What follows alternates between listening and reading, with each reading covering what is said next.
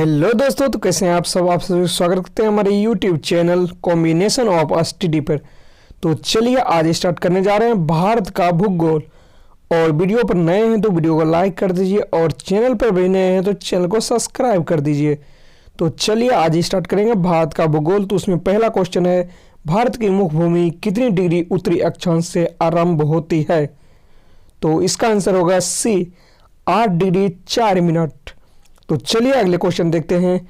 अगले question 2 number है, इनमें किस राज्य में सूर्योदय सबसे पहले होती है?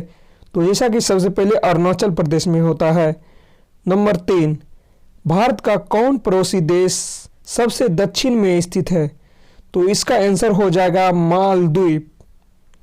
नंबर 4, कौन सी अक्षांशीय रेखा भारत के 2 भागों में बांटती है? तो जैसा कि जानते होंगे 23.5 डिग्री, जिसको कि कर्क रेखा हम बोलते हैं। तो चलिए नंबर 5 देखते हैं। वह कौन सा स्थान है जिसकी स्थिति 3 समुद्रों के मिलन स्थल पर है? इसका आंसर हो जाएगा कन्याकुमारी, जो सबसे दक्षिण में पड़ता है। तो चलिए अगला क्वेश्चन देखते हैं। भारत का क्षेत्रफल कितना है? तो जैसा कि जानते होंगे 32,84,263 वर्ग किलोमीटर भारत का क्षेत्रफल है। तो नंबर 7, कर्क रेखा किस राज्य से होकर नहीं गुजरता है? कर्क रेखा गुजरात से होकर गुजरेगा, महाराष्ट्र से होकर नहीं गुजरेगा। कर्क रेखा महाराष्ट्र से होकर नहीं गुजरेगा। तो चलिए 8 नंबर देखते हैं। भारत के अक्षांशीय विस्तार में लगभग कितने डिग्री का अंतर है? तो लगभग 23 डिग्री का अंतर है।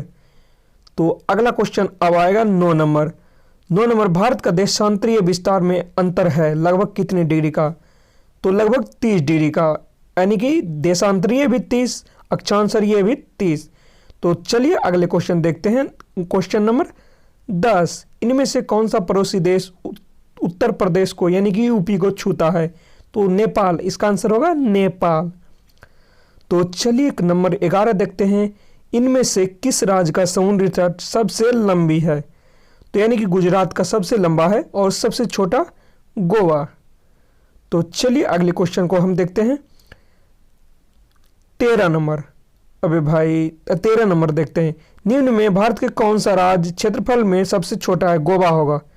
पिछले नंबर क्वेश्चन का गोवा होगा। निम्न में भारत की सबसे छोटी अंतर्राष्ट्रीय सीमा किसके साथ है?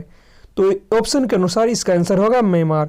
ऐसे तो खैर भूटान भी हो सकता है और पहले अफगानिस्तान होता था। निम्न में किस स्थान पर सूर्य की किरणें अभी भी लंबवत नहीं पड़ती, कभी भी लंबवत नहीं पड़ती? जबलपुर, यानी कर्क रेखा पर जो स्थान होगा उस पर लंबवत पड़ेगा और बाकी बात नहीं पड़ेगा। निम्न में कौन सा ज्वालामुखी सक्रिय है? तो इसका आंसर होगा बैरन द्वीप, यानी कि बैरन द्वीप पर जो सक्रिय ज्वालामुखी है उसे सक्रिय है, यानी कि कहने का मतलब नारकोंडम द्वीप वो सक्रिय नहीं है। तो ये दोनों अंडमान निकोबार द्वीप समूह पर है। तो निम्न में कौन सा स्थान श्रीलंका के सबसे निकटतम दूरी पर है? तो इसका आंसर होगा धनुषकोटी। रामेश्वरम भी श्रीलंका और भारत के दोनों के बीच में पड़ता है। बीच तो नहीं कह सकते, मतलब लगभग है। निम्न में से किस स्थान पर संध्या लाली सबसे कम समय के लिए होता है? इसका आंसर हो जाएगा मदुरई। मदुरई पर लाली सबसे कम समय के लिए होता है, यानी कि शाम का समय। 9 डिग्री चैनल किस किस को अलग करता है? तो इसका आंसर हो जाएगा लक्षद्वीप का कैवरिती द्वीप और मिनिकॉय द्वीप। तो चलिए अगले क्वेश्चन होगा 19 नंबर। तो चलिए अगले क्वेश्चन को देखते हैं। भारत की मुख्य भूमि का विस्तार दक्षिण में उत्तर की ओर किन अक्षांशों के मध्य है? 8 डिग्री 4 मिनट उत्तर से 37 डिग्री 6 मिनट उत्तर तक। तो अब चलिए अगला क्वेश्चन देखते हैं 20 नंबर। निम्न में भारत की सबसे लंबी स्थलीय सीमा किस देश के साथ है? तो सबसे ज़्यादा देखा जाए तो बांग्लादेश के साथ है और फिलहाल अभी सबसे कम भूटान के साथ है। निम्न में से भारत में कौन सा राज्य 3 तरफ से अंतर्राष्ट्रीय सीमा से घिरे हैं?